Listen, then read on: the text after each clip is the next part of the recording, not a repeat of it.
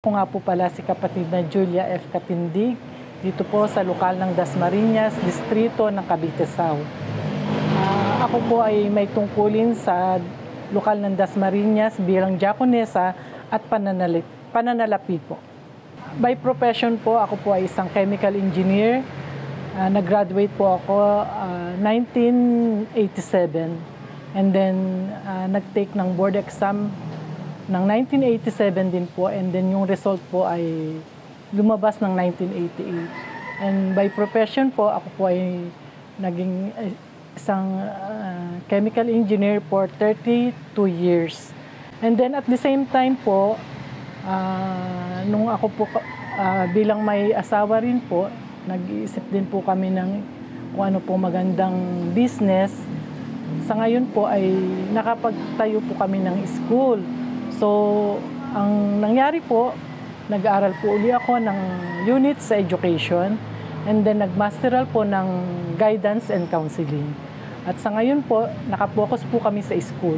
Ang dati ko pong relihiyon ay Katoliko. Nung ako po ay nasa Katoliko, umaattend po ako ng misa, kaya nga lang po ay hindi po every week. So, karaniwan po, umaattend ako ng misa kapag birthday, or kapag yung December, pag Pasko, yun po. And then napapasama rin kami yung mga prosesyon. And then yung katulad nung sa Quiapo, napasama rin po kami dyan. Yun po. And then nakapag-observe din po ako sa ibang mga relihiyon, katulad ng Born Again. During nung nag-aaral po kasi ako, yung pong JIL. So napasama rin po ako. Pero hindi naman po ako nabautisman. Kumbaga, sumasama po ako sa mga Bible study nila. And nung nag-work na po ako, meron naman ako nakasamang saksi ni Jehovah. So, nakapag-observe din po ako sa kanila. Ano po kasi, nung time na yon, may mga naging kaibigan ako, ini-invite ako. Pinapaunlakan ko naman po sila. Para din, syempre, makita ko rin yung difference sa Katoliko at sa ibang mga relihiyon.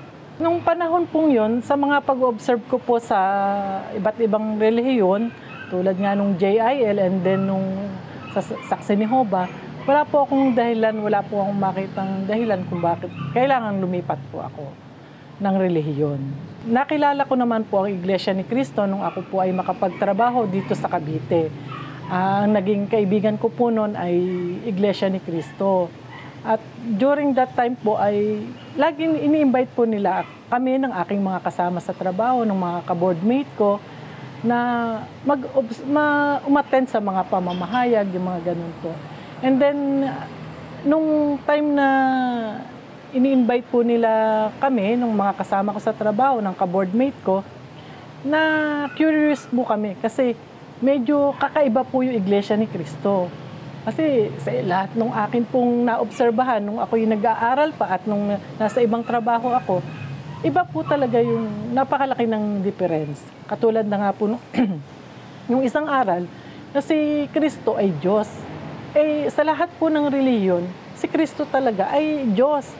Tanging dito lang sa Iglesia ni Cristo na iba po talaga. Na si Jesus Christ po pala tao sa kalagayan. Yun po. Kaya parang na-curious po kami.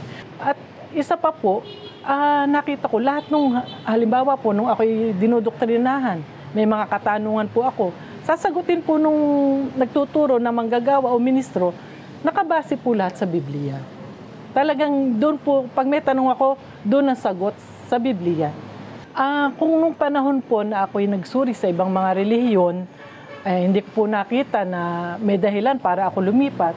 Nung ako po ay maanyayahan at makapagsuri sa Iglesia ni Cristo, doon ko po nakita yung dahilan na kailangan pala na lalo pa akong magsuri at ang kaibahan sa kasalukuyan kong relihiyon na Katoliko, ang kaibahan sa mga pinaniniwalaan at sinasampalatayanan sa loob ng Iglesia ni Cristo.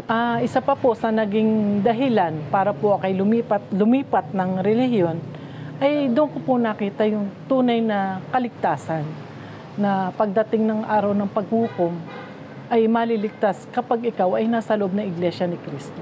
Nung ako po ay nagpasya na umanib sa loob ng Iglesia ni Cristo, hindi po naging madali.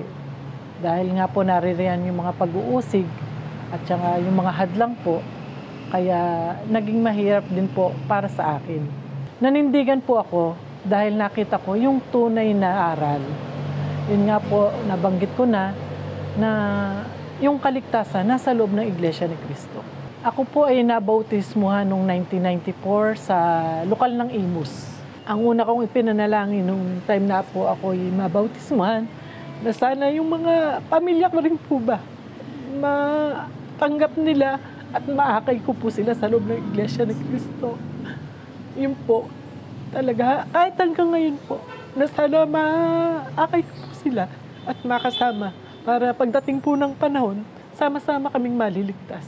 Sa paglipas po ng panahon, na-realize ko na hindi ako nagsisisi na ako ay umanib sa loob ng Iglesia ni Cristo. Katulad nga po ngayon, may tungkulin po ako sa loob ng Iglesia ni Cristo, lalo kong nakilala at napatunayan sa aking sarili kung ano ang kahalagahan ng pagiging Iglesia ni Cristo at yung pagkakaroon po ng tungkulin. Kasi mas lalo ko pong naramdaman yung kung ano ba talaga ang pagiging Iglesia ni Cristo. Lalong naging masigla bilang kaanib po. Sa paglilingkod po sa loob ng Iglesia ni Cristo, walang kapantay yung pakiramdam eh. Pag tumutupad, napakasarap sa pakiramdam. Kapag ka nga po hindi ka nakakatupad, parang kulang eh. Sa mga pagpapanata, pag hindi ka kulang po ang pakiramdam. Kaya napakasarap na tumutupad ng tungkulin po bilang isang Iglesia ni Cristo po. Ang may papangako ko po sa ating Panginoong Diyos, manindigan sa pananampalataya at patuloy na maglingkod. Makapag-akay pa po ng mga taong magbabalik loob sa ating Panginoong Diyos.